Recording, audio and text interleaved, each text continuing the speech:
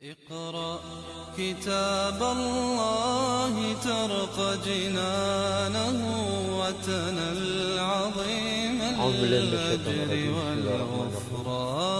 الحمد لله رب العالمين نحمده ونستعينه ونستغفره ونعوذ بالله من شرور أنفسنا ومن سيئات أعمالنا من يهده الله فلا مضل له ومن يضلل فلا هادي له أشهد أن لا إله إلا الله وحده لا شريك له وأشهد أن محمدا عبده ورسوله سبحانك لا علم لنا إلا ما علمتنا إنك أنت العليم الحكيم اللهم علمنا ما ينفعنا وانفعنا بما علمتنا وزدنا علما اللهم أت أنفسنا تقواها وزكها أنت خير من زكاها أنت وليها ومولاها رب يسر ولا تؤسر رب تم بالخير أما بعد. InsyaAllah pagi ini kita sambung tadabbur surah Al-Buruj. Kita sampai ayat yang ke-8. Okey, sebelum kita sambung ayat ke-9, cuba tengok antara pengajaran daripada ayat yang lepas dan kaitan dengan ayat hari ini. Ayat yang lepas, Allah cerita tentang pertembungan antara hak dan batil. Bila seseorang itu membawa kebenaran, dia mesti bertembung. Itu tabiat. Tabiat semula jadi kebenaran. Dia mana boleh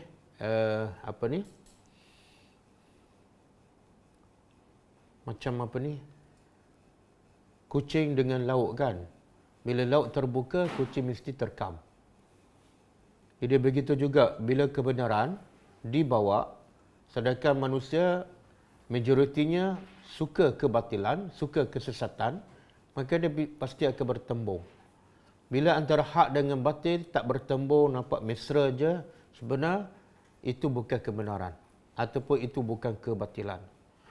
Jadi ini salah satu ayat, salah satu surah yang Allah nak ceritakan bahawa inilah tabiat kebenaran. Siapa yang bawa kebenaran mesti berlaku pertembungan dan mesti diuji oleh Allah Subhanahu Wa Taala. Dan ujiannya berbagai-bagai. Kadang-kadang dari segi yang Allah sebut dalam surah Al-Baqarah 214 kan, kadang-kadang ujian tu dalam bentuk kesakitan. Kesakitan dari segi fizikal, diseksa kan. Kadang-kadang ujian dari segi kemiskinan harta. Harta dirampas, hilang pekerjaan. Dan juga ujian kadang-kadang Allah sebut wazulzilu. Jiwa mereka, emosi mereka, perasaan mereka diuji. Rasa takut, rasa risau kan. Itu bentuk ujian. Dan Allah kata, adakah patut kamu fikir kamu akan masuk syurga tanpa kamu didatangi dengan ujian sebagaimana ujian yang datang pada mereka-mereka terdahulu. Jadi ujian adalah satu kemestian. Penentangan kebatilan terhadap kebenaran adalah satu sunnatullah. Dan dalam ayat yang kita belajar, surah yang kita belajar, pertembungan antara kebatilan dengan kebenaran sampai tahap perlukan pengorbanan. Pengorbanan apa ni?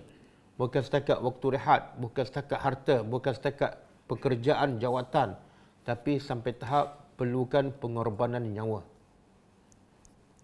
Allah puji dalam surah Ali Imran, orang beriman, wa qatalu wa qutilu. Mereka berperang wakutilu dan mereka diperangi ataupun dibunuh.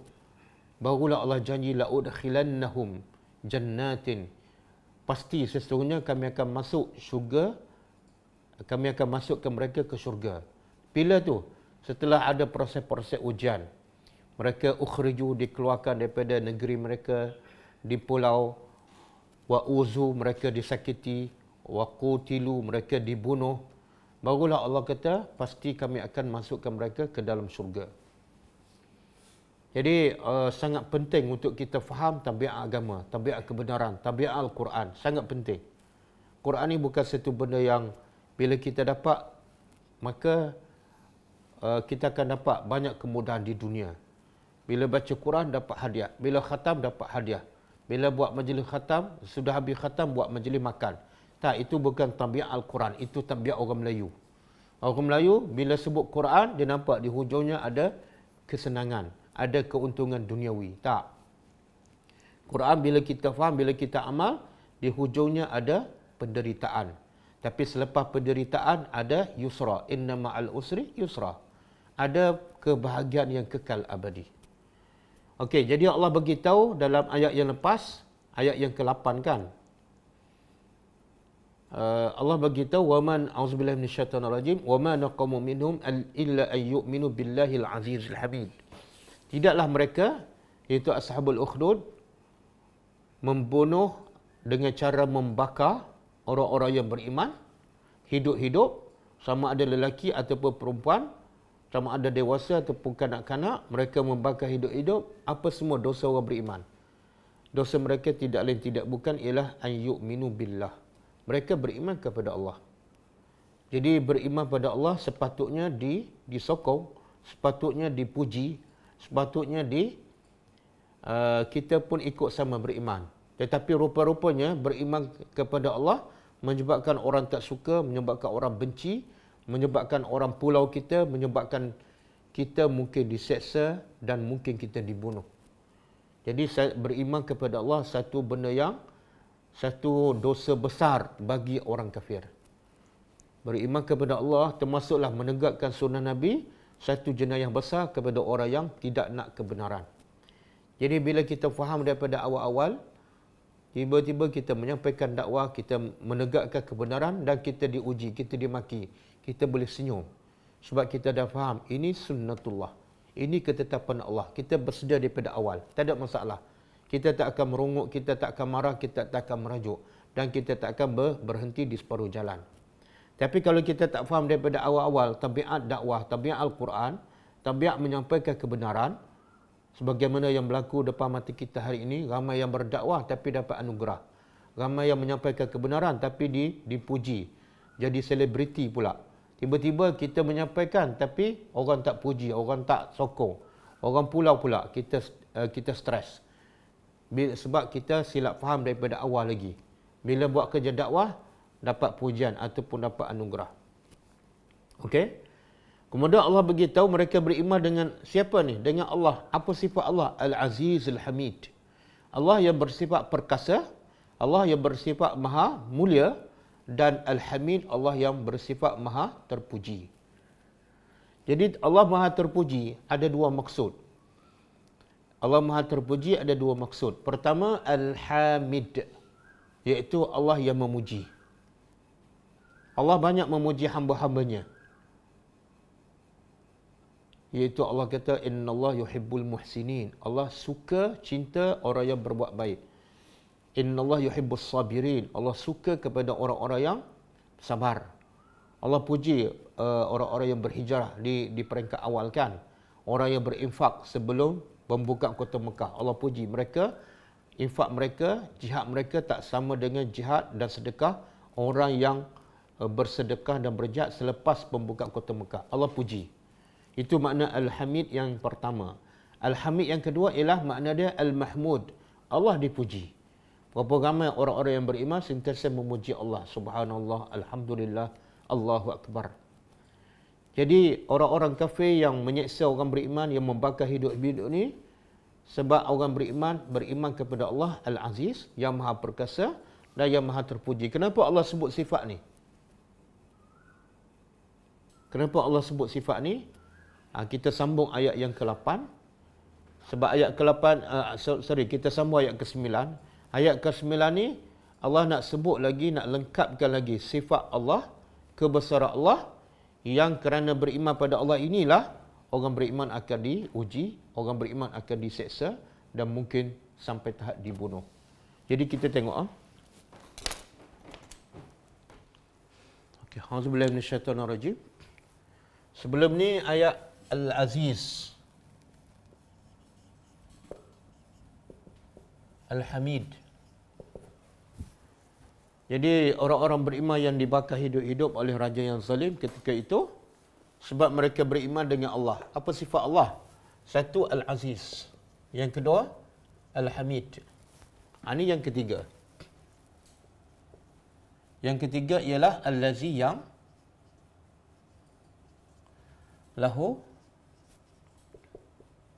baginya, mulku, mulku kerajaan.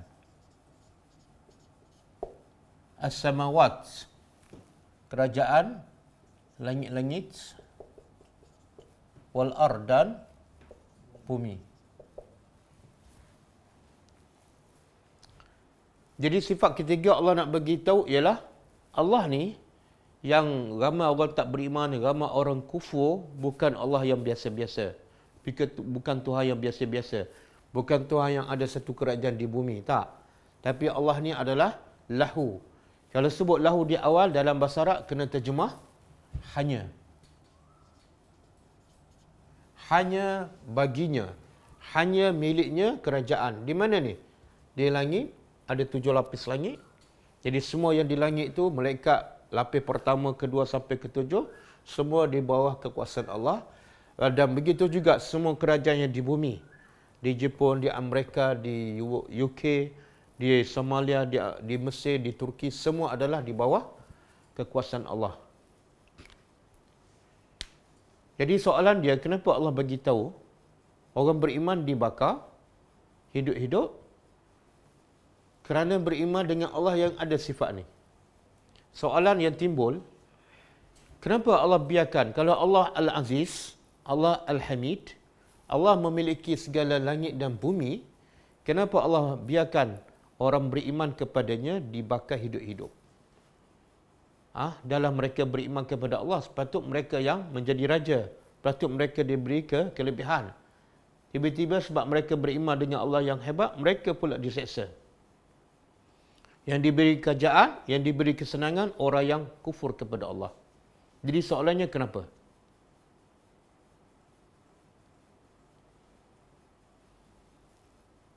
Allah boleh tak nak halang raja yang zalim daripada membakar orang beriman? Boleh?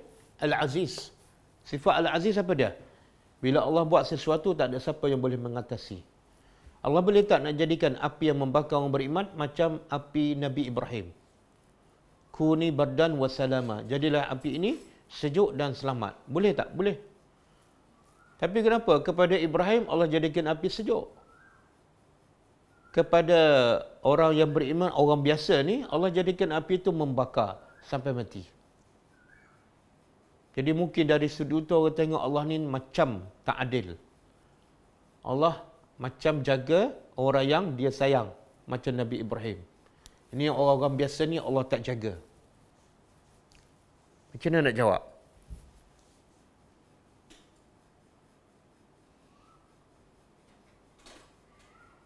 Ujian, sebagai ujian. Habis kenapa Ibrahim tak dibakar aja? Kenapa api Ibrahim Allah perintah supaya sejuk dan selamat? Adakah Nabi Ibrahim lebih istimewa?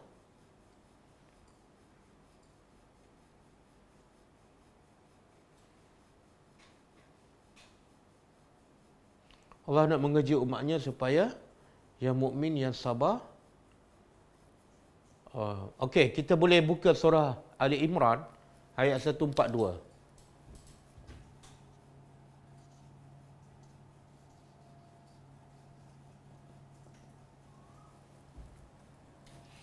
Ali Imran 142. An jannata walamma ya'lamillah allazina jahadu minkum wa ya'lama as-sabirin. Surah Ali Imran ayat 142. Okey, maksud dia, cuba tengok, am hasibtum. Adakah hasibtum, kamu sangka? Allah nak menegur kita dan juga siapa yang mengaku beriman. Ramai yang mendakwa dia beriman dengan dia solat 5 waktu, dengan dia ikut kelas agama setiap hari, dengan dia pergi haji umrah, dengan dia tutup aurat, dia sangka dia beriman, dia sangka dia ahli syurga. Maka Allah nak menegur. Am hasibtum, adakah patut kamu sangka an tadkhulul jannah, kamu akan masuk syurga dengan amalan kamu? Sedangkan walamma makna dia belum. Sedangkan Belum ya'lamullah, Allah belum tahu. Allah belum tahu. Allah belum tahu ni maksud apa? Allah tahu segala-gala. Sebelum Allah cipta manusia, bahkan sebelum Allah cipta langit dan bumi lagi. Cuma tak tahu di sini, Allah belum tengok apa yang sebenar berlaku. Jadi ada dua, ilmu Allah ada dua. Satu, ilmu Allah yang tercatat di Lauh Mahfuz. Yang ilmu yang tercatat di Lauh Mahfuz tak dikira. Tak ada dosa, tak ada pahala. Sebab dia belum berlaku. Yang kedua, ilmu Allah ialah ilmu setelah yang tercatat di Lauh Mahfuz dah berlaku. Yang berlaku ni ada kaitan dengan dosa dan pahala. Jadi maksud di sini Allah belum tahu ialah ilmu yang kedua, iaitu berlaku apa yang tercatat. Jadi Allah kata, adakah patut kamu sangka kamu akan masuk syurga, sedangkan Allah belum tahu allazina jahadu, siapa yang benar-benar berjihad. Allah nak tengok siapa yang betul-betul berjihad, bersungguh-sungguh lawan nafsu untuk menegakkan kebenaran. Yang kedua, wa ya'lamas sabirin. Dan Allah nak tahu siapa yang sabar. Bila dia uji, dia lawan tak nafsu untuk menyampaikan kebenaran, untuk menolak kemungkaran. Dan yang kedua, dia sabar tak. Jadi ini adalah satu proses untuk Allah memastikan orang tu benar-benar beriman. Kalau salat saja belum tentu. Berapa ramai yang salat tapi bila diuji dia kalah. Berapa ramai yang pergi haji, pergi umrah, kadang-kadang ada masalah dia mengamuk kan. Berapa ramai yang dah bersedekah banyak tapi bila ada masalah dia merajuk. Jadi ujian adalah satu kewajipan untuk Allah melihat hasilnya. Satu, setakat mana orang tu mujahadah, dan yang kedua, setakat mana orang tu sabar. Dan sabar ni kita dah tahu kan. Sabar ni bila ada ujian dia tak marah. Bila ada ujian dia tak bertindak apa-apa. Anggota badannya diam dan mulutnya diam. Dan paling tinggi dia sabar, dia redha dan dia syukur kepada Allah. Jadi jawapannya kenapa Allah biarkan orang-orang beriman ni dibakar hidup-hidup walaupun Allah Al-Aziz. Allah memiliki semua yang di langit dan bumi. Jawapannya sebab Allah nak tengok yang baru beriman ni, betul tak dia bersungguh-sungguh beriman kepada Allah, ikhlas. Yang kedua, sabar tak bila diuji. Dan terbukti dia sabar. Semua nak terjun dalam parit dan tak ada seorang pun yang berundur ataupun ragu-ragu. Maknanya betul lulus. Satu, mujahadah, bersungguh-sungguh. Yang kedua, mereka sabar. Jadi lulus ujian. Bila lulus ujian, dia dapatlah syurga walaupun tempoh mereka beriman hanya sekejap sahaja. Adapun Nabi Ibrahim, Allah jadikan apinya sejuk sebab Allah dah tahu Nabi Ibrahim memang betul-betul berjihad. Nabi Ibrahim hidup untuk agama Allah, hidup kerana Allah. Allah dah tahu. Sebab itulah Nabi Ibrahim bila ditangkap kerana berdakwah dia tak lari. Dan bila nak dicampak dalam api dia tenang sahaja. Itu menunjukkan dia lulus ujian dan dia sabar. Kemudian Allah tak jadikan api Ibrahim membakar dia sebab kata ulama dia masih ada tugas. Dia sebagai Nabi, tugas Nabi sangat besar. Berbeza dengan orang ni, orang yang baru beriman ni dia tak ada peranan, tak ada tugas dalam masyarakat. Jadi kalau Allah matikan dia pun tak ada masalah. Okey? Itu satu.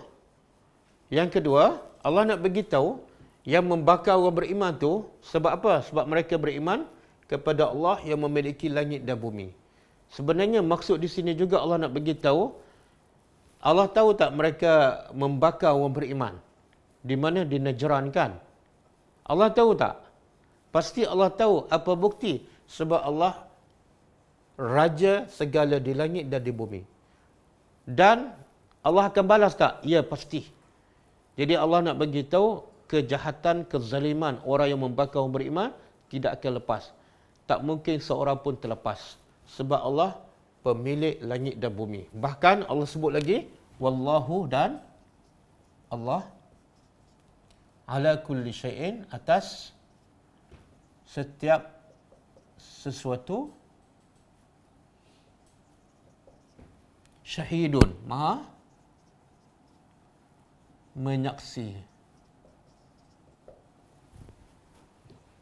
Ini ayat di hujung tu, kalau kita nak tadabbur ada dua pengajaran, dua maksud. Pertama, bila Allah kata Allah memiliki langit dan bumi, Allah raja di langit dan di bumi, lepas tu Allah begitu, Allah maha menyaksi.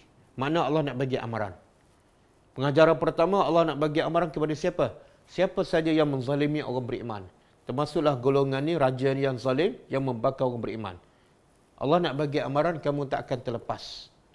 Apa yang kamu buat tu, tak mungkin kamu terlepas. Sebab Allah pemilik langit dan bumi, dan Allah sentiasa menyaksikan perbuatan kamu.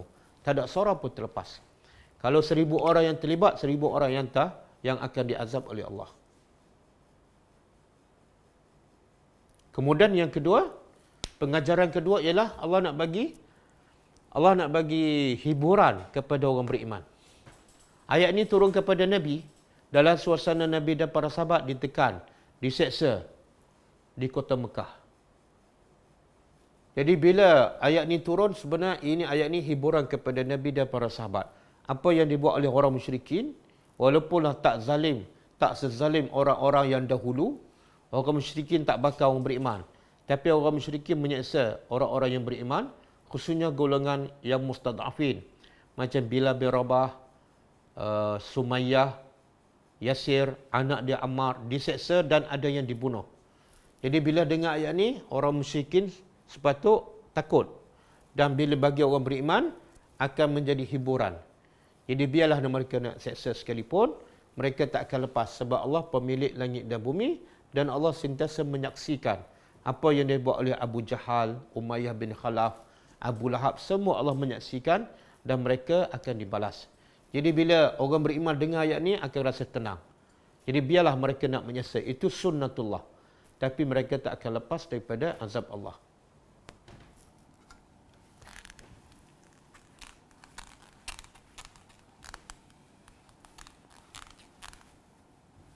Okey. Kemudian ayat seterusnya, innal lazina, sesungguhnya allazina, orang-orang yang fatanu. Fatanu ni ada makna dua. Fatanu ada makna dua. Satu, membakar. Dalilnya surah Az-Zariyat ayat 13. Cuba buka. Surah Az-Zariyat ayat 13. Fatanu.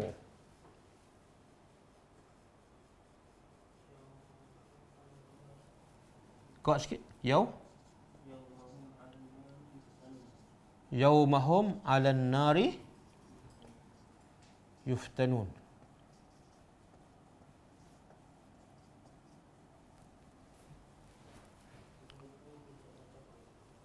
Zuku 14. Zuku fitnatakum hadzal ladzi kuntum bihi tastajilun.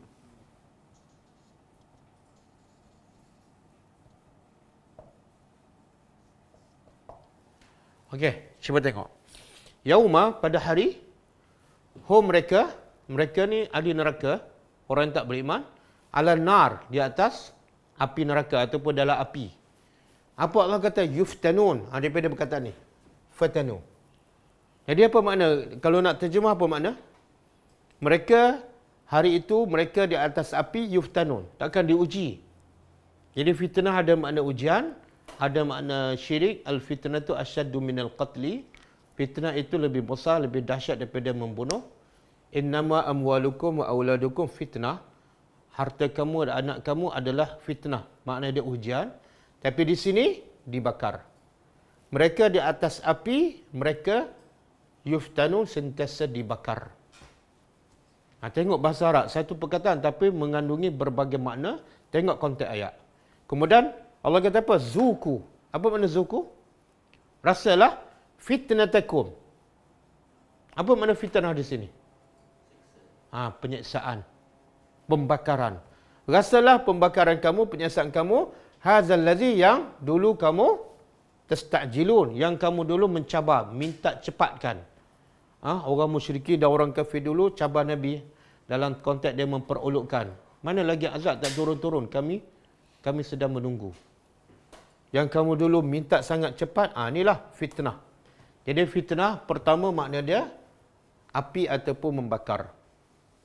Fitnah yang kedua makna dia menghalang kebenaran. Ini banyak contoh dalam Al-Quran. Al-fitnatu asyaddu minal qatli. Fitnah itu lebih dahsyat daripada membunuh. Iaitu syirik. Jadi mereka melakukan perbuatan syirik. Ataupun mereka menjadikan orang beriman itu syirik kepada Allah. Okey.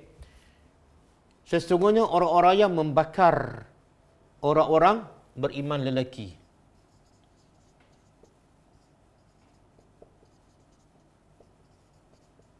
Wal mu'minat, dan orang-orang beriman perempuan.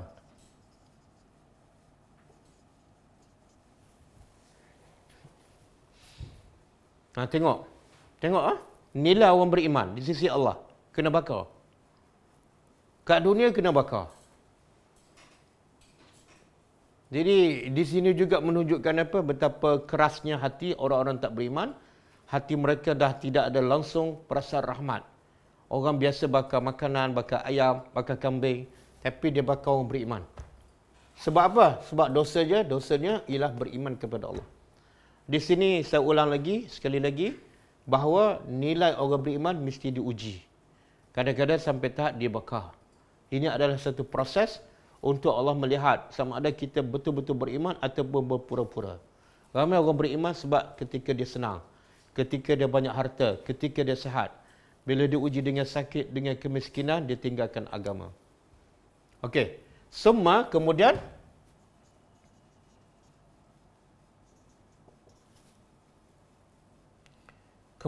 lam yatubu, mereka tidak yatubu, bertobat. Kemudian mereka tidak bertobat.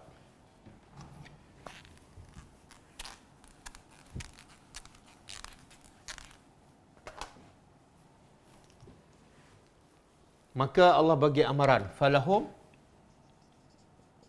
maka bagi mereka azab jahannam.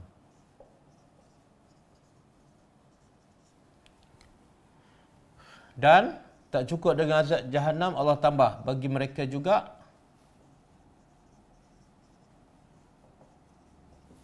azabul hariq. Azab yang hariq, yang membakar.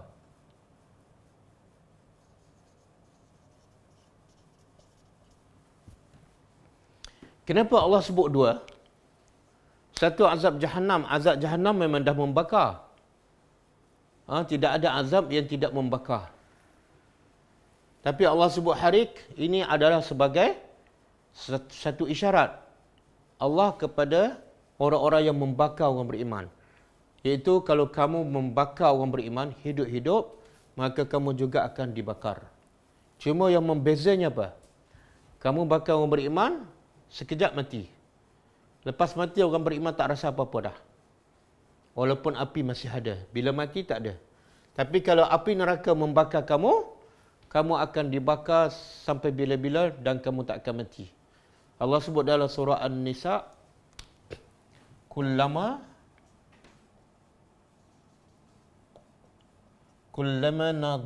nadijat juluduhum baddalna juludan ghairaha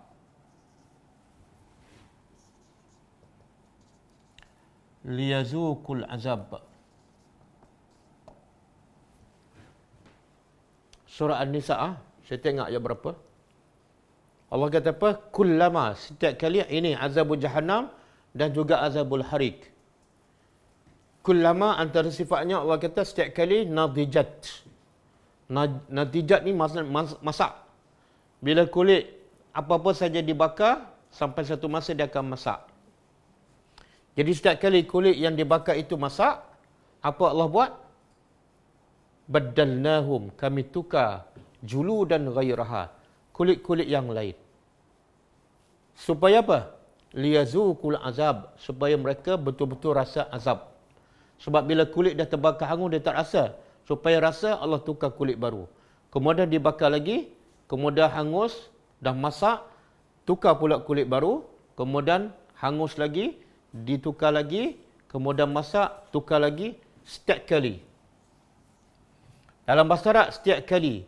Maknanya tak pernah satu ketika kulit ahli neraka terbakar, kemudian Allah biar macam tu. Tak. Setiap kali masak, setiap kali terbakar, Allah tukar kulit yang baru.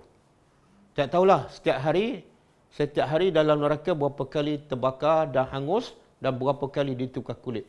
Sampailah kiamat. Berbeza dengan mereka membakar orang beriman. Mereka membakar orang beriman setiap kali, sekali terbakar aja terus mati. Lepas tu rehat. Untuk selama-lamanya. Sebab tu orang beriman ni, sama ada lelaki ke perempuan yang kita belajar dalam kisah Ghulamud Da'wah, walaupun dia budak, dia sanggup masuk api kat dunia. Kenapa? Sebab dia yakin. Dia beriman kepada hari akhirat. Dia beriman dengan neraka Jahannam. Dia tahu, kalau dia tak masuk api kat dunia yang sementara, yang sekejap, dia akan masuk api yang kekal abadi. Jadi antara dua api itu, yang masuk, mati terus, tapi lepas ni masuk syurga, kekal selama, ataupun kalau tak masuk api yang sekejap, dia akan lagi dahsyat. Dia akan masuk api yang kekal selama-lama dan dia tak akan mati. Setiap kali terbakar, kulit ditukar. Jadi keyakinan orang beriman kepada azab neraka, azab Jahannam, menjadikan mereka berlomba nak terjun ke dalam api kat dunia. Masa tu dia yakin dan mereka buat perbandingan. Bila mereka yakin dan buat perbandingan, mereka anggap api kat dunia yang membakar mereka ni sebenarnya tidak ada apa pun. Itu satu proses untuk mereka mendapat nikmat yang kekal abadi. Okey. Cuba tengok dalam ayat ni, apa dia antara pengajaran? Pertama, sifat orang tak beriman suka menyiksa orang, sifat orang kafir suka menyiksa orang beriman. Sebagaimana saya dah sebut tadi kan berulang kali. Jadi bila kita nak jadi orang beriman, kena bersedia untuk dibenci, untuk dipulau, untuk dihilangkan kesenangan hidup, untuk disakiti, bersedia. Yang kedua, dengan kita diuji itu sebenarnya adalah satu proses untuk kita mendapat syurga yang kekal abadi. Dan juga menunjukkan syurga tu bukan harga yang murah.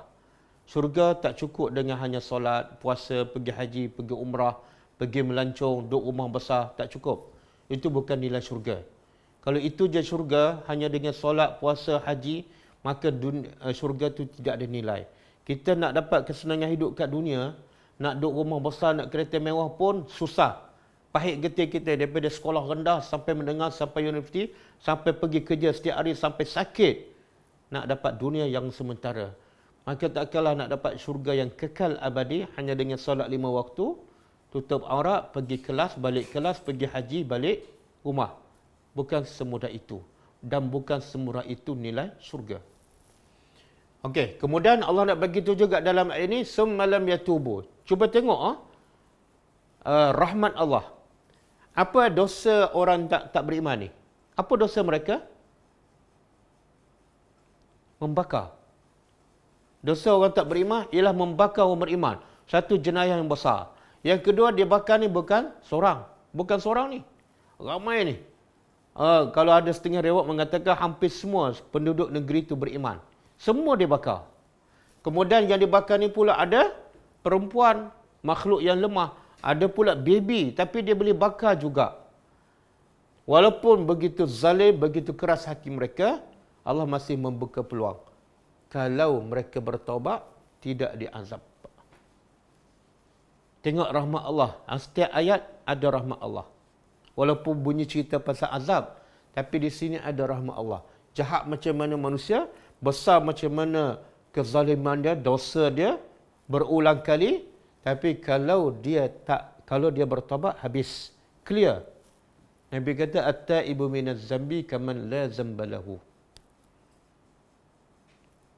Maknanya kalau orang kafir yang membakar ni, dia kata aku bertaubat, maka tidak adalah azab Jahannam dan azab yang membakar.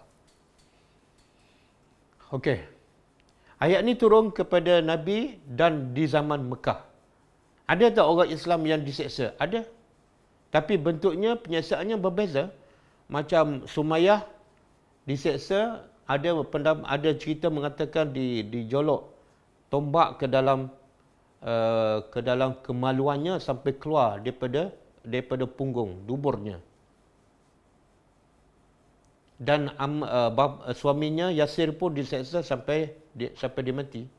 Bilal bin Rabah diletak tengah padang pasir, dijemur tengah panas, kemudian diletak batu yang besar. Dan semua tu tak menggoyahkan iman mereka. Sebab mereka beriman.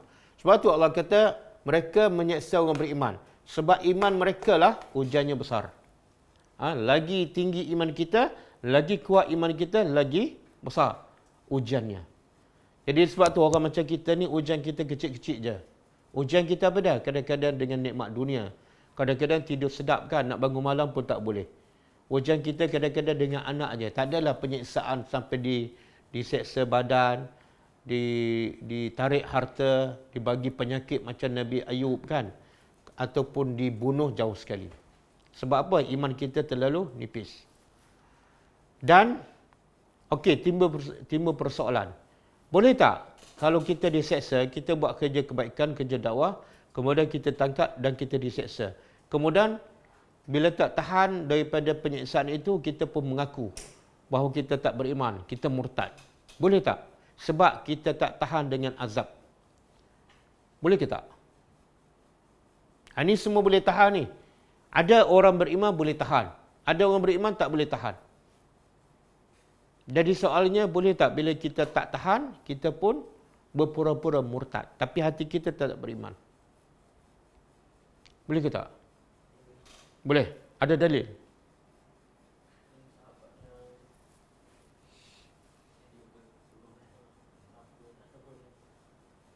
Okey, Allah sebut dalam surah apa ni? Surah As-Saffat ke? Lupa pula. Surah As-Saffat. Surah As-Saffat. Ayat 108. Sorry. Surah An-Nahlu ayat 108. Surah An-Nahlu ayat 108.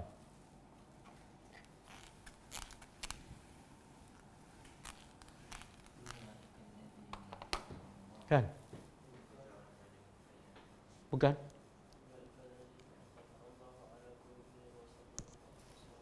Illa man ukriha.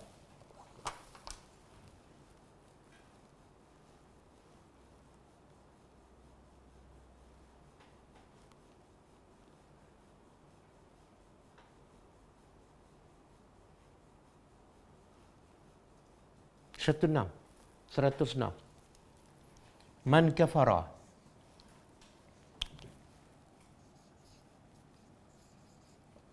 Man kafara min ba'di imanihi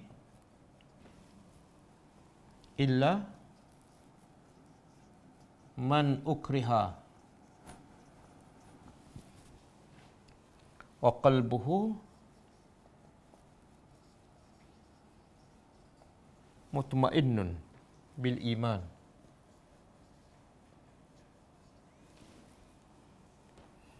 Walakin man syaraha bil kufri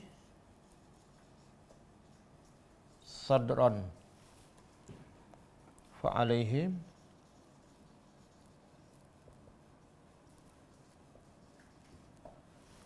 ghadabun min Allah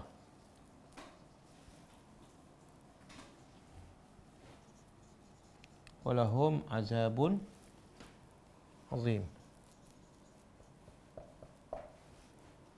Okey, cuba tengok.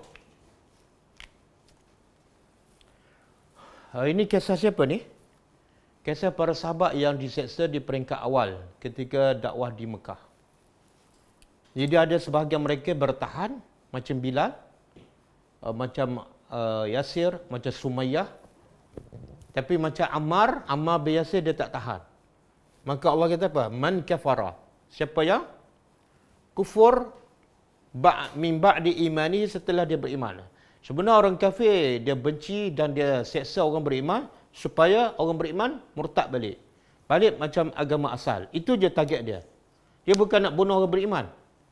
Jadi saya tak berapa nak percayalah kalau perancangan musuh nak orang beriman mati. Tak. Orang musuh ialah nak orang beriman supaya murtad. Ataupun kalau tak murtad pun paling-paling kurang tak beramal dengan ajaran Al-Quran. Cukup. Dia nak hidup, hiduplah. Sebab tu Nabi kata umat Islam ni di akhir zaman banyak macam buih di laut. Tapi tidak ada nilai.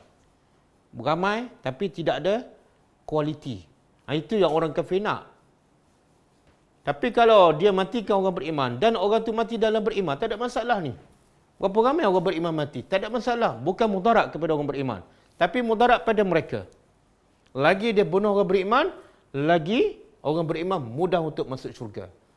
Sebab itulah strategi musuh ni, dia bukan nak matikan orang beriman, tapi nak matikan hati orang beriman. Biarlah hidup macam mayat. Tidak ada hubungan dengan Allah. Jadi target orang kafir menyeksa orang beriman ialah supaya orang beriman kufur setelah beriman. Jadi Allah bagi amaran. Siapa yang kufur, murtad setelah beriman, kecuali man ukriha. Siapa yang dipaksa, ukriha makruh. Kecuali orang tu dipaksa, diazab, dipaksa supaya mengaku murtad, tapi wa qalbuhu mutmainnun. Hatinya tenang, hatinya tetap istiqamah dengan iman. Mulut dia cakap, okey, saya murtad. Tapi hatinya tetap istiqamah dengan iman. Macam orang macam ni Allah kata, tak apa.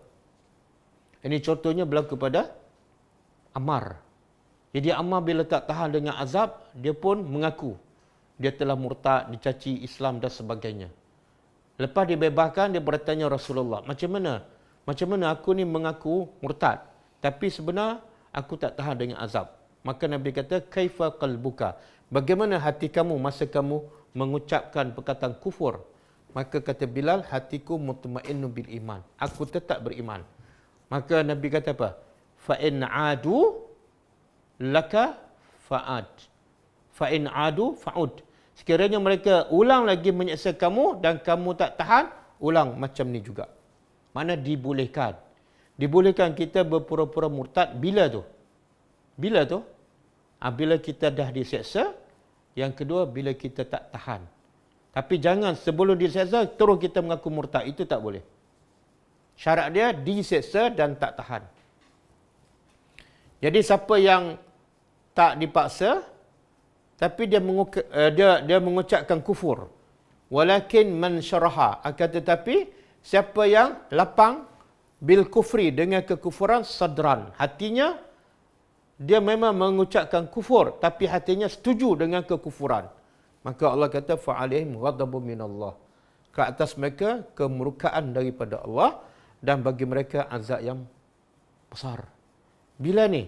Setelah beriman, kufur. Inilah target orang kafir. Dia bukan nak bunuh pun. Kalau bunuh pun, orang beriman masuk syurga.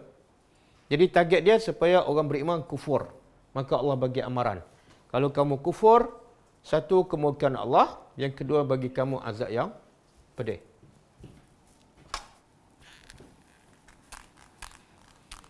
Sebab itu Allah sebut sifat orang beriman, sifat yang menyampaikan kebenaran ialah la yakhafuna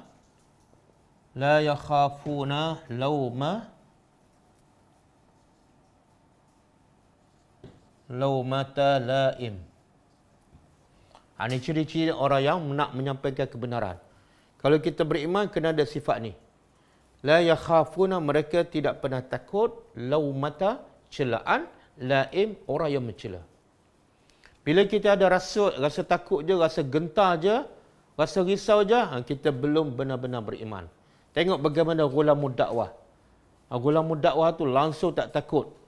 azab yang diancam kepadanya oleh raja. Sebab tu bila terlepas dia datang lagi ke istana. Sebab dia adalah mukminin. Begitu juga orang yang beriman selepas gulam, mereka tak takut langsung walaupun dia azab dan dibakar hidup-hidup. Okey. Kemudian Allah kata apa? Apa orang beriman dapat ni? Orang kafir, dia menyeksa orang beriman. Satu, dia tak beriman. Yang kedua, dia menyeksa orang beriman. Apa dia dapat? Azabul jahannam, azabul harik. Ini orang kafir. Al-kafir, al-kafirun, dia dapat apa? Azabul jahannam.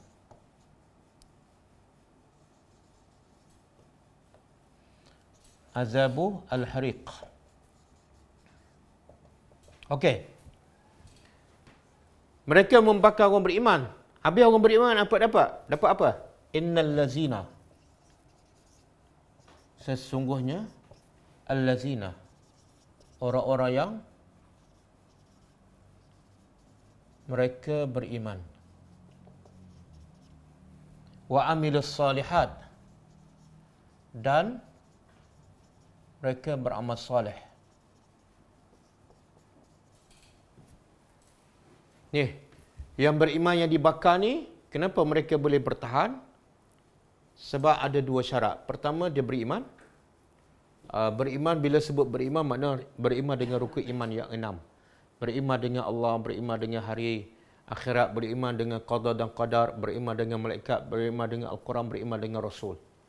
Kemudian lepas beriman, apa bukti dia beriman? Dia beramal soleh. Dan amal soleh ni macam biasa kita beritahu, mesti ada dua syarat. Satu, ikhlas. Yang kedua, ittiba'. Jadi amal tu tak akan jadi soleh kalau tidak ada dua syarat. Ataupun hanya ada satu syarat aja. Ada orang ikhlas beramal, tapi dia tidak ittiba'un Nabi. Sekarang tersebar video. Bila keluarga kita mati, baca la ilaha illallah beribu kali. Itu semua karut. Itu bukan amal soleh. Amal soleh pertama ikhlas kerana Allah. Yang kedua mesti sama dengan Nabi. Apa yang Nabi tak buat, jangan buat. Okey. Apa yang mereka dapat ni? Kat dunia kena bakar. Tapi hadiah daripada Allah Subhanahu Wa Taala ialah lahum, bagi mereka, jannatun, syurga. Tajri, mengalir. Tajri fi'il mudhari', terjemahnya ialah sentiasa mengalir. Sentiasa mengalir min tahtiha,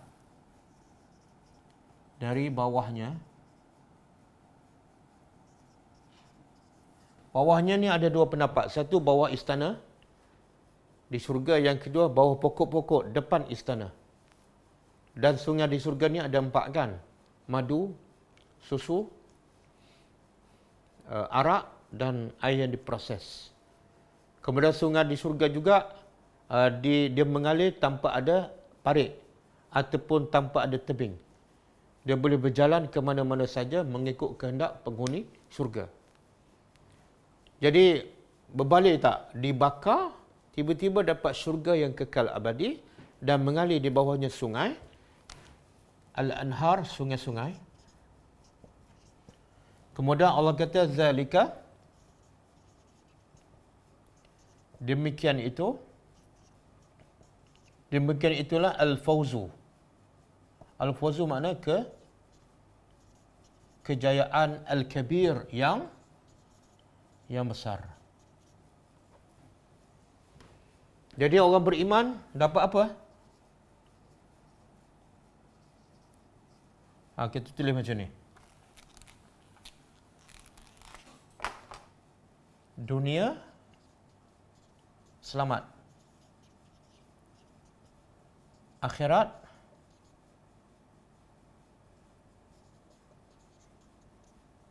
azab Jahannam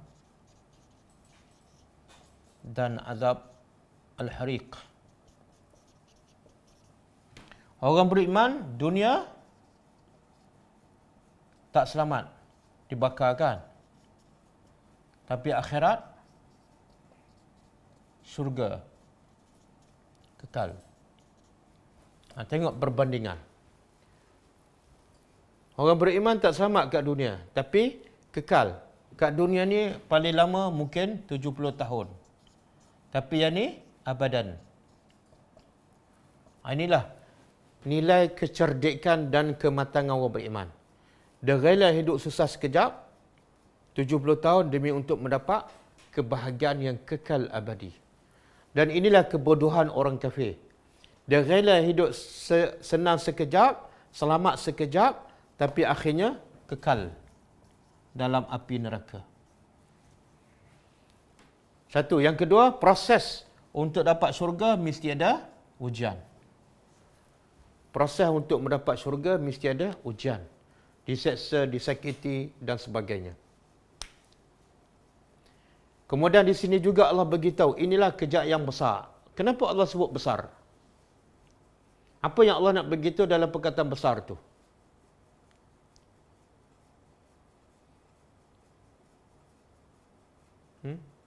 Allah nak beritahu apa? Bila sebut Al-Kabir. Allah nak beritahu, semua kejayaan kat dunia adalah kecil.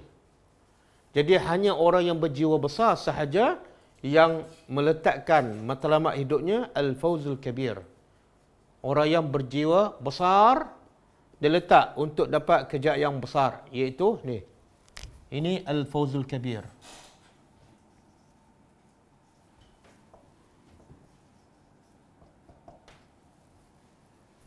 Tapi nak dapat Fawzul Al-Kabir, kena ada ujian.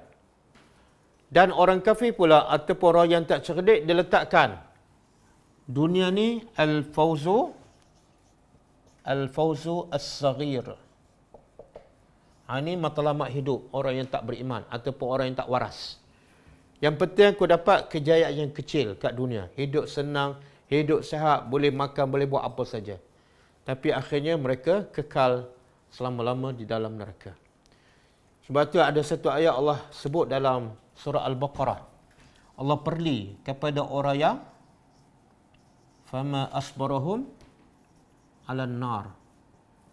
Allah perli ni antara syurga dengan azab neraka Jahannam, antara madu, susu dengan air panas yang mendidih, antara buah-buahan yang lazat yang tidak bermusim, yang tak pernah terputus, dengan buah zakum, buah dorik. Tiba-tiba majoriti manusia, kebanyakan manusia memilih yang ni. Ini menunjukkan tahap kebodohan manusia. Syurga dia pilih azab. Air yang lazat dia pilih air panas yang mendidih. Makanan yang lazat dia pilih buah zakum. Maka Allah perli. Allah kata apa? Fama asbarhum 'alan nar. Alangkah sabarnya mereka untuk masuk neraka. Sebenarnya tidak ada orang yang sabar untuk masuk api. Tak ada. Cuma Allah nak bagi tahu, bila kamu buat sesuatu amalan yang menyebabkan kamu masuk neraka dan kamu tahu, tapi kamu teruskan seolah kamu sedang bersabar untuk dibakar. Kalau kamu tahu itu perbuatan menyebabkan masuk neraka, kalau kamu cerdik, berhenti. Berhenti masa tu juga. Bila kamu terus lakukan seolah kamu ni adalah sabar nak masuk neraka. Semoga Allah jauhkan kita daripada neraka Jahannam. Allah ma'jarna minan nar. Nabi kata siapa yang minta berlindung daripada neraka Jahannam 3 kali, maka neraka akan berdoa kepada Allah, wahai Tuhan, jauhkan si fulan daripada neraka. Jauhlah si fulan daripada neraka. Jadi neraka pun dulu berdoa kepada kita, kalau kita berdoa minta dijauhkan daripada neraka. Tapi nak jauh daripada neraka tak cukup dengan doa. Berapa ramai yang menangis berdoa minta dijauhkan daripada neraka, tapi dia tak jadi orang beriman. Syarat yang paling asas untuk selamat daripada neraka ialah jadi dulu orang beriman. Setelah tu berdoalah. Kadang-kadang kalau kita orang beriman tak berdoa pun okey. Tapi kalau berdoa tak jadi orang beriman, dia tak akan selamat. Okey? Okey. Sebelum saya nak jawab soalan yang ditanya dalam grup Telegram, Telegram Live Tadabbur, iaitu berkenaan dengan surah Yunus ayat 98. Surah Yunus ayat 98.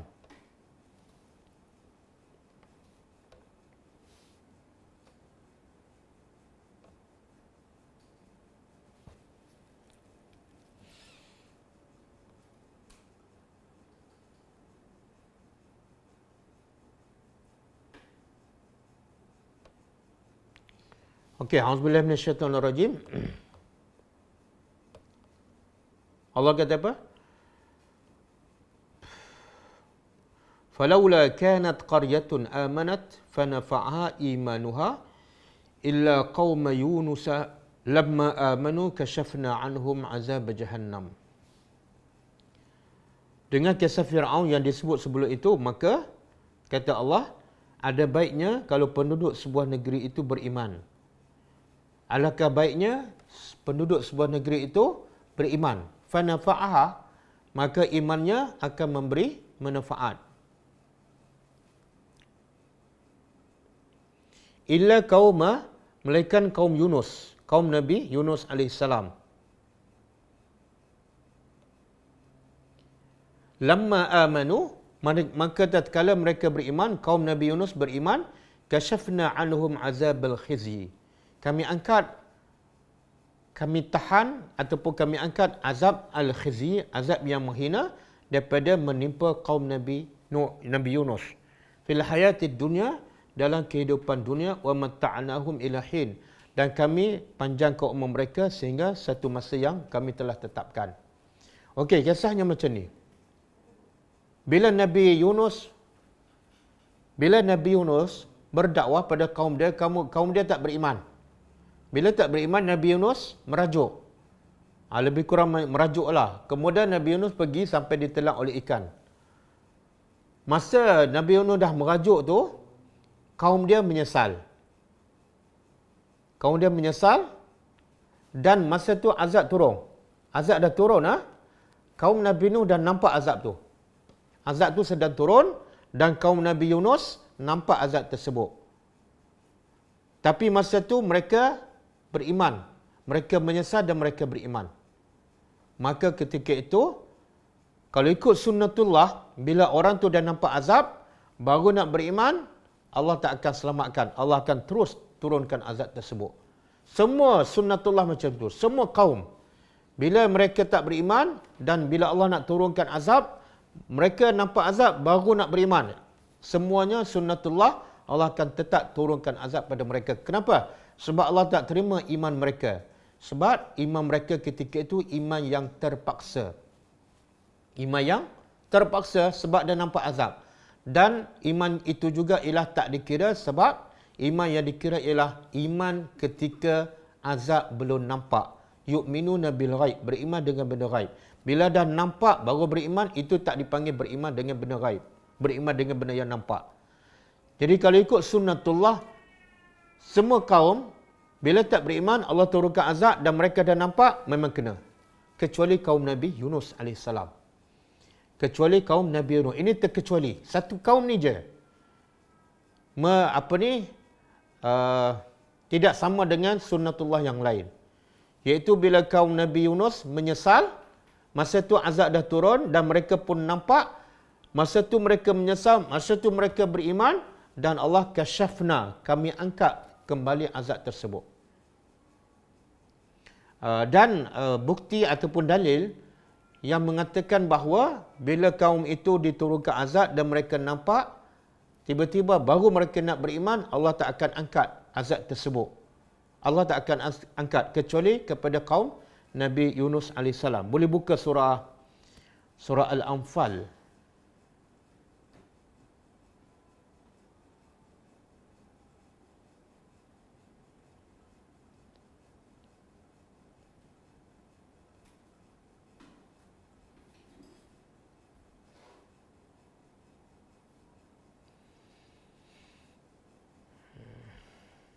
Apa dah surah tu?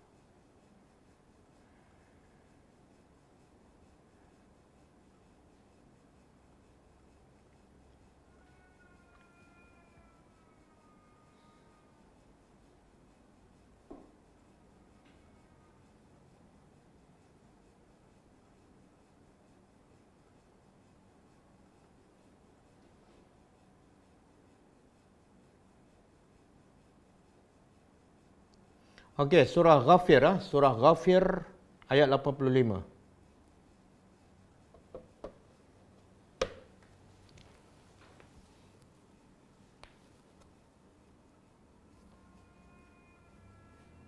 Allah kata apa? Surah Ghafir ayat 85. Falam yaku yanfa'uhum imanuhum lamma ra'au ba'sana. Sunnatullahi allati qad khalat fi ibadihi wa khasira hunalikal kafirun. Maksudnya Allah kata, iman mereka, iman orang-orang yang tak beriman, lam yaku yanfa'uhum, tidak akan memberi manfaat pada mereka. Bila tu? Sepatut bila beriman, ada faedah. Tapi Allah kata iman tak akan memberi faedah. Bila?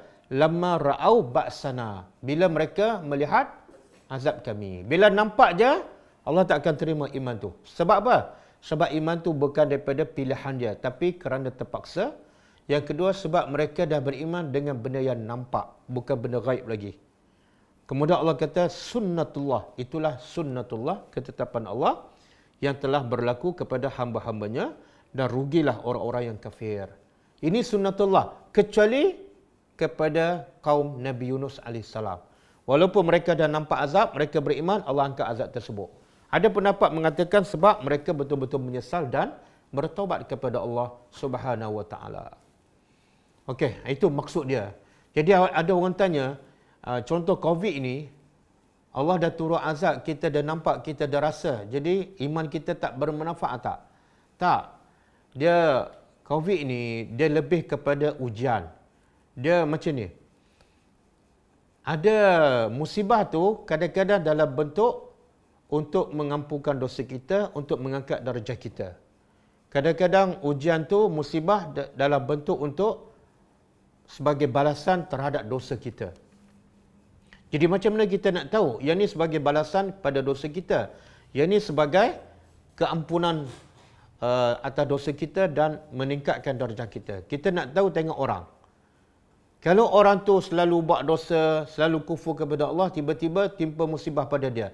Musibah tu adalah sebagai balasan. Kalau orang tu beriman, jaga solat, jaga aurat apa semua, buat benda baik, tiba-tiba Allah bagi musibah. Musibah tu mengampunkan dosa dan meninggikan darjahnya. Jadi COVID-19 ni tengok siapa yang terima. Kalau yang menimpa, yang COVID ni menimpa orang yang beriman, beramal soleh, maka COVID itu adalah sebagai kafarah ataupun sebagai rif'ah, meninggikan darjah dia. Tapi kalau COVID-19 menimpa orang yang memang tak solat, memang tak beriman, maka itu adalah sebagai uqubah, balasan. Kemudian tengok selepas tu, kalau dia tak beriman, tiba-tiba dapat musibah. Tiba-tiba dengan musibah itu, dia kembali kepada Allah. Maka yang asalnya uqubah menjadi satu nikmat. Iaitu dengan balasan itulah dia kembali kepada Allah. Tapi kalau dia tak beriman, tiba-tiba ditimpa musibah, dia lagi degil, maka musibah tu betul-betul musibah. Musibah tu betul-betul bala yang menjauhkannya daripada Allah Subhanahu Wa Taala. Wallahu alam. Saya harap jelas berkenaan dengan kisah Nabi Yunus AS. Okey, ada yang bertanya, ada soalan dah? Ya, ada. Okey, apa dia soalan? Kalau orang beriman diseksa dan mengaku kufur tetapi hati masih beriman, adakah beza taraf ataupun pahala dengan orang yang beriman? Ya, pasti berbeza. Pasti berbeza. Yang boleh bertahan sampai dibunuh sampai mati, maka imannya lagi besar. Sebab tu Allah puji ni. Allah puji yang orang yang beriman yang dibakar sampai mati. Pastilah iman dia lagi kuat, maka balasannya, darjahnya lagi baik, lagi tinggi. Wallahu alam. Selepas solat kita beristighfar, kemudian zikir-zikir sunnah yang kita mahu baca, adakah mempunyai susunan tertentu ataupun boleh berzikir tanpa turutan? Sebenarnya tidak ada dalil yang jelas, yang sahih tentang turutan. Cuma selepas dia bagi salam, itu ada astagfirullah, astagfirullah, astagfirullah. Kemudian Allahumma antas salam wa minkas salam. Tabarakta ya dzal jalali wal ikram. Itu kena ikut turutan. Tapi lepas tu tidak ada dalil yang sahih, yang jelas, yang mengatakan mesti kena baca subhanallah dulu ke, kena baca 3 kul dulu ke, ayat kursi ke. Tidak ada dalil yang sahih. Cuma ulama menyusun. Jadi kita ikut je apa yang ulama susun dalam buku zikir zikir Nabi selepas solat. Termasuk ada dalam buku zikir pagi dan petang. Zikir-zikir Nabi selepas solat yang disusun oleh ulama. Kita ikutlah. Wallahu a'lam.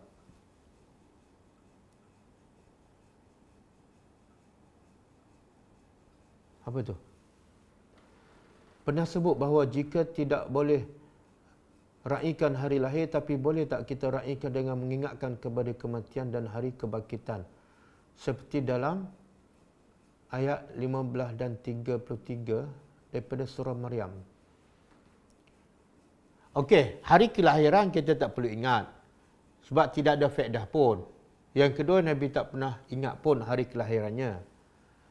Yang kedua, boleh tak kita ingat kepada hari kematian, hari kebangkitan? Subhanallah. Dia Allah jadikan beriman dengan hari akhirat adalah salah satu rukun iman. Beriman dengan hari akhirat adalah salah satu rukun iman. Benda yang paling asas dalam agama. Mesti kita beriman dengan hari akhirat. Kalau tak beriman, kufur kepada Allah. Bila beriman, kena sentiasa ingat. Kena sentiasa ingat. Macam mana benda yang penting, yang wajib kita beriman tapi kita asyik lupa. Jadi jawapannya wajib, bukan setakat boleh. Bukan setakat sunat, wajib kita sentiasa ingat kepada hari akhirat, hari kematian. Supaya apa? Supaya dengan kita ingat hari kematian, kita ingat kepada hari kebangkitan, kita sentiasa jauhkan diri daripada dosa. Kalau buat dosa, terus bertobat. Sentiasa baiki amalan kita, sentiasa tambah baik amalan kita sebagai persiapan untuk hari kematian.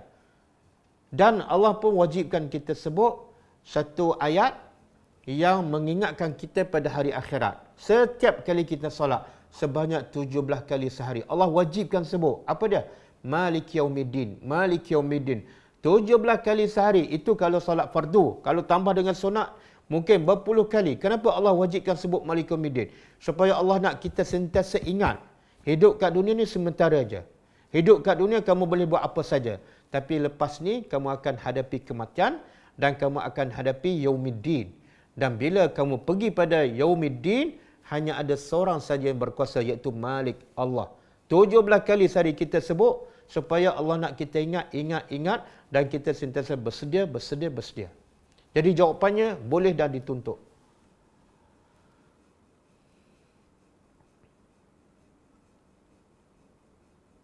Tu.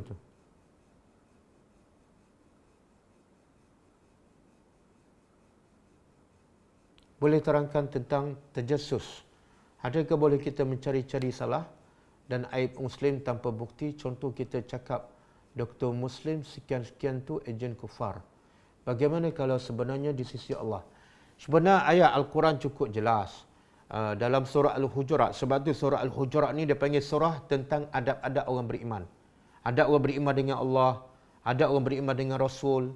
Adab beriman dengan sesama beriman. Kalau beriman dengan Allah, adab beriman dengan Allah, Allah kata apa? La tuqaddimu. Nak buat apa-apa, beradab dengan Allah. Apa dia? Tanya dulu. Quran suruh tak? Beradab dengan Rasul apa dah? Nak buat apa amalan?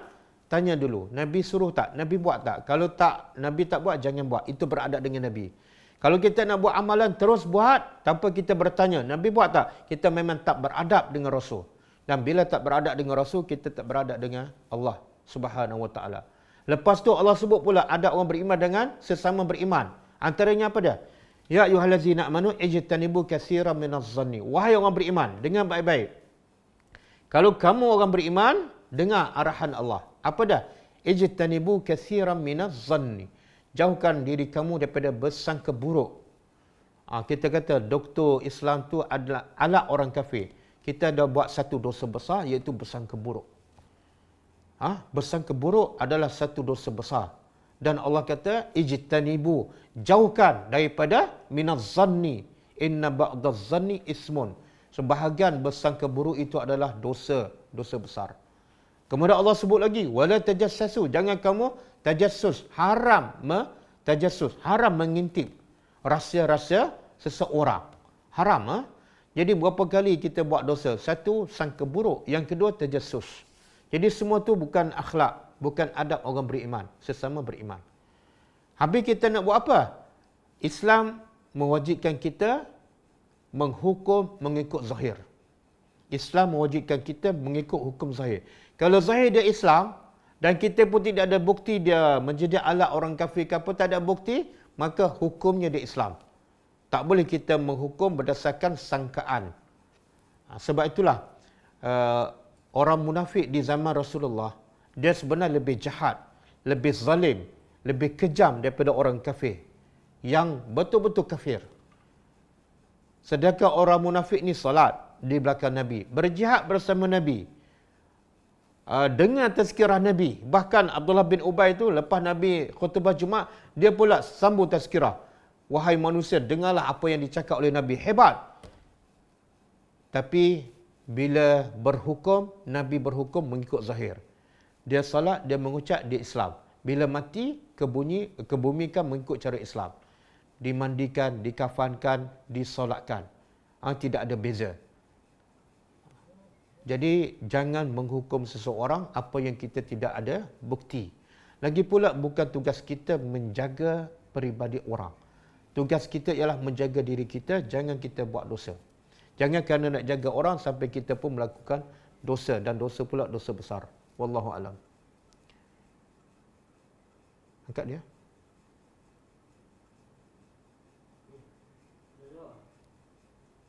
Doa sunat duha ada dalil ke? Tak ada dalil. Boleh kita amalkan doa-doa yang ada sekarang. Sebaik-baik jangan amalkan. Sebab apa? Duha ini adalah duha engkau kan? Lepas tu kalau rezeki tu di mana? Di langit turunkan. Kalau rezeki yang jauh dekatkan. Kalau rezeki yang haram halalkan. Satu, bukan daripada Nabi. Yang kedua, kata ulama, doa ni menunjukkan kita kurang beradab dengan Allah. Seolah kita nak ajar Tuhan. Kalau rezeki yang jauh, dekatkan. Allah tahulah, kalau rezeki kita daripada Afrika pun akan sampai. Tak payah kita beritahu. Yang Allah suruh kita minta apa dah setiap pagi? Yang Nabi ajar. Allahumma inni as'aluka ilman nafi'a wa rizqan tayyiba. Cukup. Ringkas je. Doa yang Nabi ajar setiap pagi, Nabi suruh kita baca setiap pagi pasal rezeki sangat ringkas. Minta apa? Rezeki tayyiban. Tak payah bahasa berbunga-bunga. Rezeki yang jauh, dekatkan. Rezeki yang haram, halalkan. Rezeki di langit, turunkan. Jadi macam kita nak mengajar Allah. Takkan Allah tak tahu nak turunkan rezeki? Takkan Allah tak tahu nak sampaikan rezeki pada kita? Jadi ada bentuk-bentuk yang tidak beradab dengan Allah Subhanahu Wa Taala, sementara lagi dia bukan daripada Nabi. Dan yang ketiga, kita ambil doa yang panjang yang bukan daripada Nabi, kita tak baca doa Nabi yang pendek, ringkas dan padat. Satu, minta Allahumma inni as'aluka ilman nafi'a, ya Allah bagilah pada aku ilmu yang bermanfaat. Apa faedah rezeki yang banyak tapi tidak ada ilmu, tak tahu yang tayyib atau yang halal. Yang kedua, Nabi ajar kita minta warizqan tayyibah, rezeki yang tayyib. Jauh dekat apa semua daripada langit, daripada laut, itu tak penting ya Allah. Aku nak rezeki yang tayyib je. Kemudian yang ketiga, wa amalan mutaqabbala.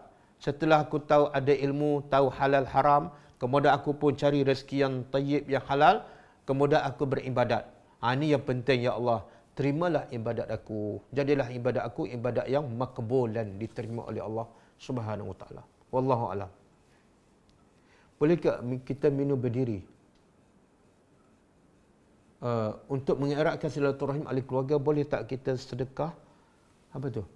Adakan suatu majlis atau kenduri sempena kesyukuran rezeki daripada Allah. Tak, kita dah sentuh semalam kan. Bersyukur pada Allah bukan buat kenduri. Apa-apa amalan akan menjadi soleh. Pertama bila ikhlas, yang kedua bila ikut Nabi. Jadi Nabi tak pernah buat majlis kenduri kesyukuran. Sebenarnya Nabi yang paling banyak nikmat. Nabi yang paling banyak nikmat. Tapi cara Nabi bersyukur bukan buat majlis kenduri. Nabi semakin banyak mentaati Allah. Nabi bangun malam sampai bengkak kaki. Kenapa kita nak buat berbeza dengan Nabi? Adakah kita lebih pandai daripada Nabi? Adakah kita ni orang lebih mensyukuri nikmat daripada Nabi? Kalau nak buat kenduri, Allah menganjurkan suka bagi makan tapi bukan kepada orang tertentu, kepada keluarga kita, pada orang taman kita, orang masjid. Allah kata wa yut'imuna ta'am miskinan, bagilah pada orang miskin. Orang yang sangat memerlukan makanan bukan keluarga kita, bukan orang taman kita. Orang miskin di luar sana beribu-ribu kelaparan. Kita duk buat jamuan sesama kita yang memang dah kenyang dan terlebih rezeki. Kalau betul nak pahala besar, buat apa yang Allah suruh.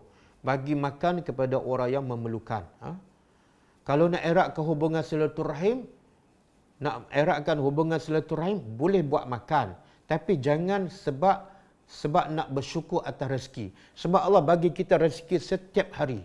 Setiap saat Allah bagi rezeki. Jadi kalau nak buat makan untuk erat hubungan silaturahim, okey, tak ada masalah.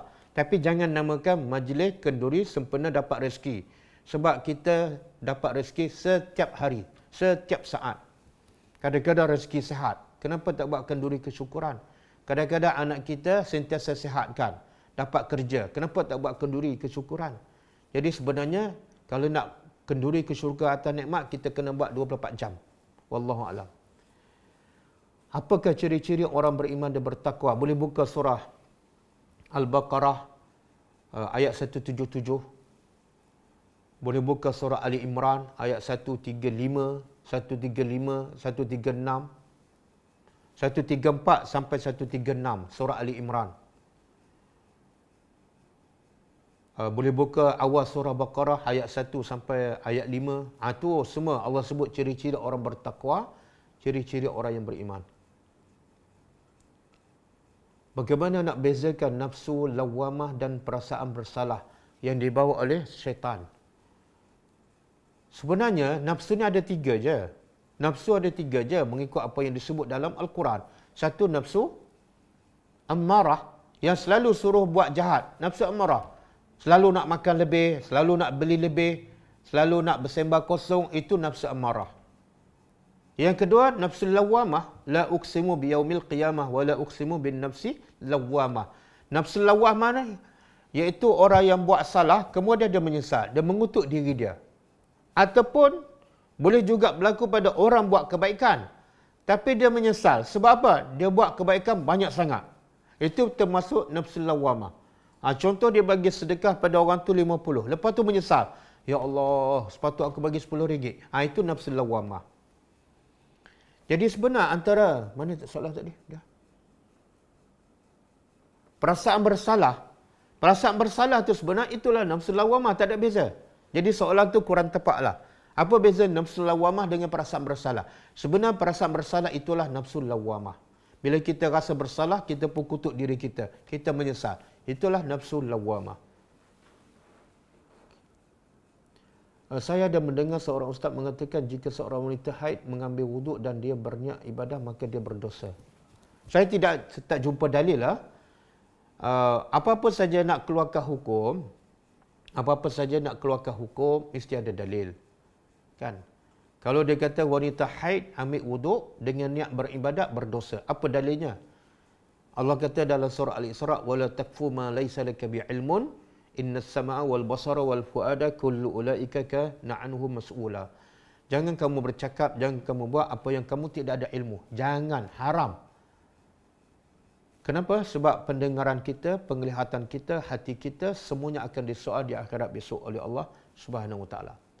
Jadi saya tak berani cakap. Cuma ada dalil Nabi dalam ada hadis sahih Nabi berhadas besar, tapi sebab malam tu tak mandi, Nabi berwuduk dan tidur. Bahkan ada hadis mengatakan berwuduklah kamu sebagaimana kamu berwuduk orang yang solat walaupun kamu berhadas besar. Itu ada hadis sahih. Wallahu alam.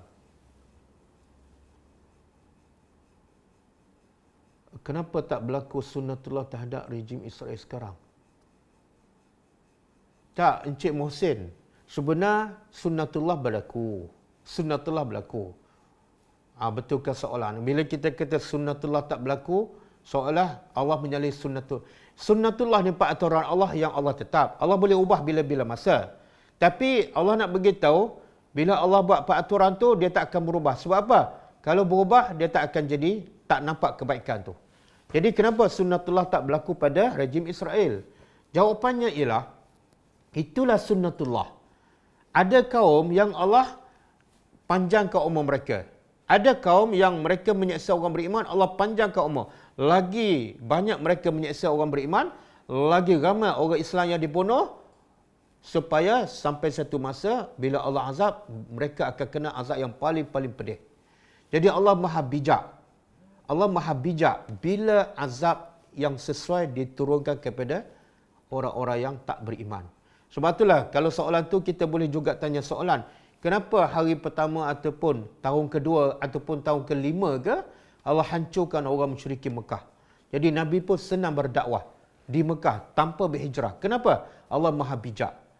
Selagi tak cukup matang, selagi tak cukup tahan uji, maka Allah biarkan berapa ramai sahabat yang diseksa, berapa ramai sahabat yang dibunuh. Selepas 13 tahun baru Allah arahkan berhijrah.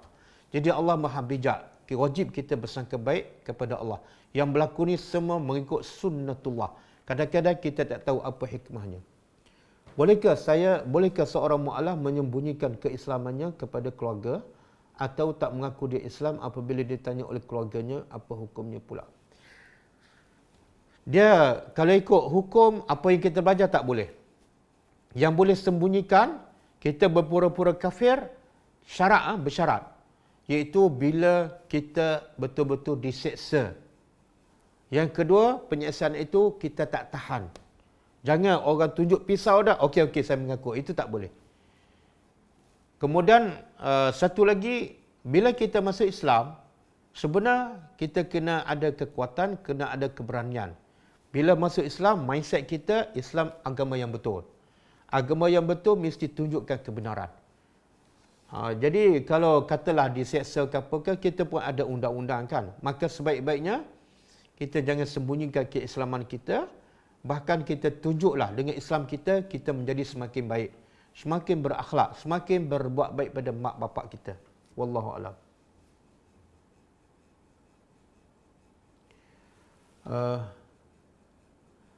Ustaz, saya nak bertanya, baru-baru ini ada individu membantu seorang balu dan individu tersebut post gambar balu itu di media sosial. Soalan saya, adakah gambar balu itu dilarang dipamerkan kerana berada dalam masa edah? Tak, dia gambar tak terlibat dengan masa edah. Yang dilarang masa edah ialah tak boleh keluar rumah kecuali ada keperluan, tak boleh berhias, tak boleh bersolek, tak boleh pakai wangian. Itu je. Adapun gambar nak keluar tak ada masalah. Cuma gambar tu menutup aurat ataupun tak. Kalau gambar tu membuka aurat itu dosa lain, tak ada kaitan dengan edah. Wallahu a'lam.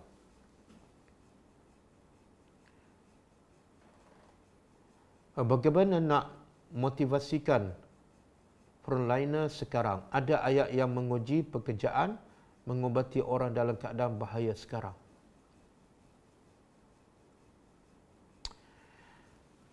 Susahlah.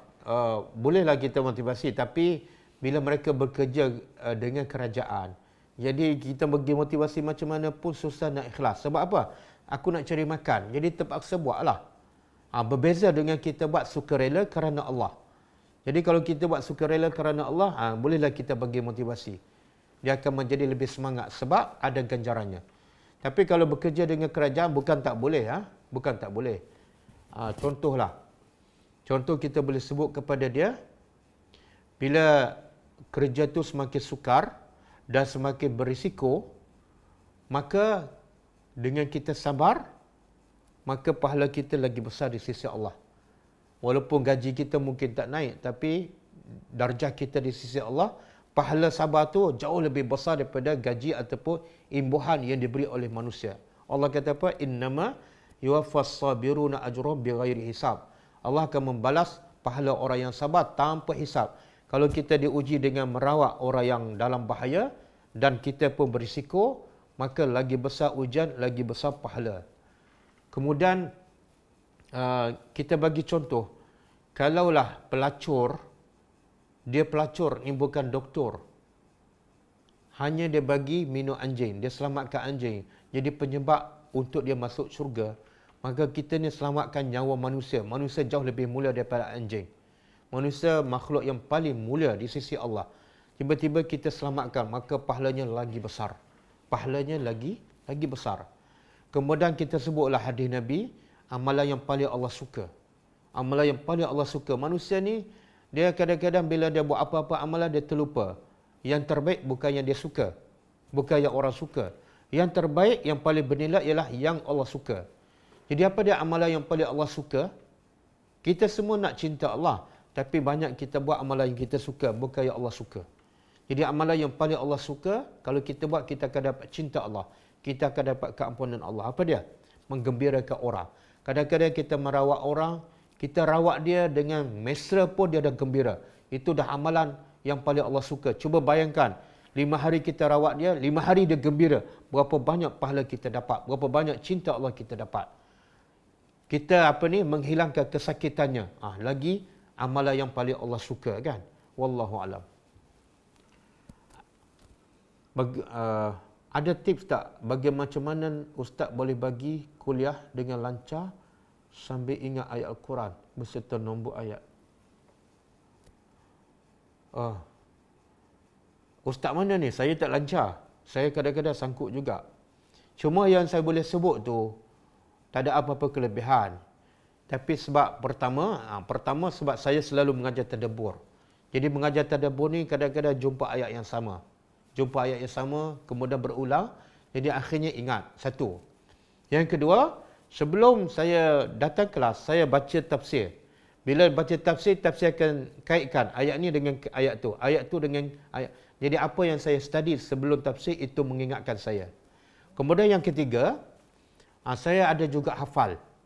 Banyak juga, tak adalah banyak. Beberapa juzuk saya hafal. Jadi bila saya hafal tu, saya teringat ayat tu, saya boleh keluarkan. Saya boleh sebut surah. Jadi 3 faktor utamalah. Pertama, saya selalu mengajar. Jadi bila selalu mengajar, tadabbur Al-Quran, dia akan jumpa ayat yang sama. Menyebabkan kita ingat. Yang kedua, persiapan sebelum mengajar. Jadi jangan ingat saya terus keluarkan ayat tu. Tak, sebelum saya datang mengajar, saya tengok rujukan tafsir. Kadang-kadang tafsir tu bagi tahu ayat ni ada kaitan dengan ayat tu. Ayat tu ada kaitan dengan ayat lain. Dan yang ketiga, kena hafal lah.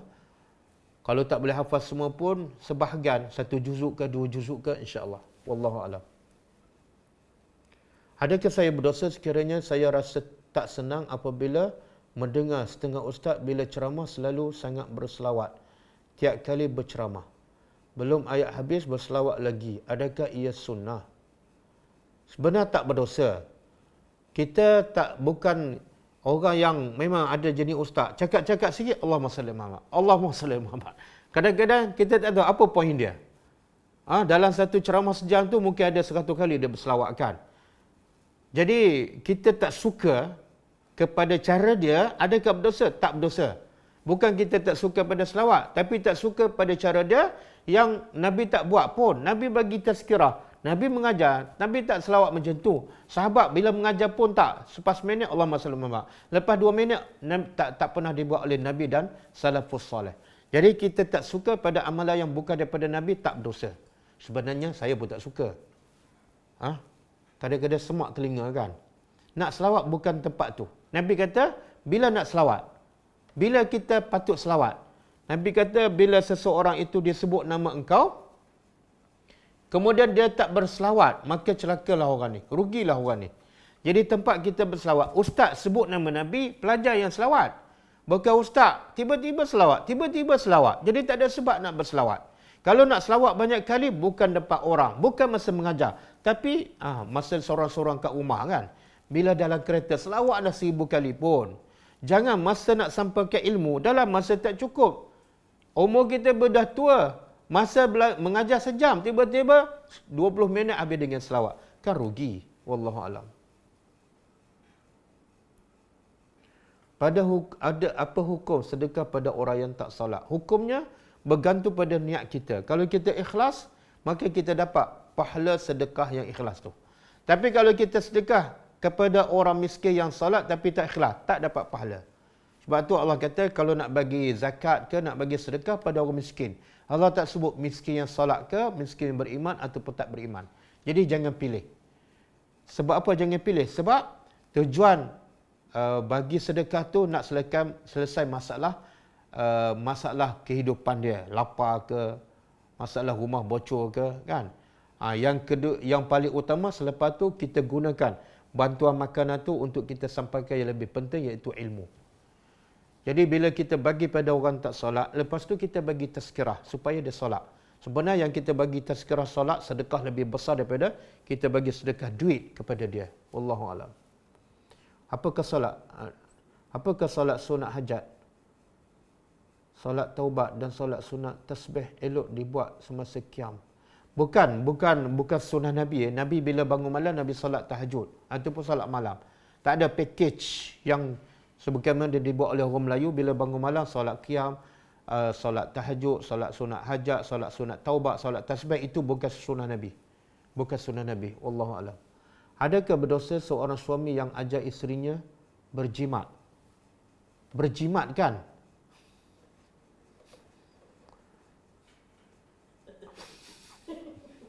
Dia betul kan? Berjimat kan? Jimat. Subhanallah. Berjimat bagus tak? Bagus. Dia ajar tak oleh agama? Dia ajar. Jadi kalau suami ajar kepada isteri, baguslah. Dapat pahala. Yang salahnya, yang berdosa bila suami ajar isteri kedekut. Kalau berjimat bagus. Allah sebut sifat orang beriman dalam surah Al-Furqan. وَالَّذِينَ إِذَا أَنْفَقُوا لَمْ يُسْرِفُوا وَلَمْ يَقْتُرُوا. Orang beriman bila bersedekah, dia berjimat. Tidak boros dan tidak kedekut. Berdasarkan ayat 155 Al-Baqarah, kebanyakan kita belum diuji seperti orang-orang terdahulu.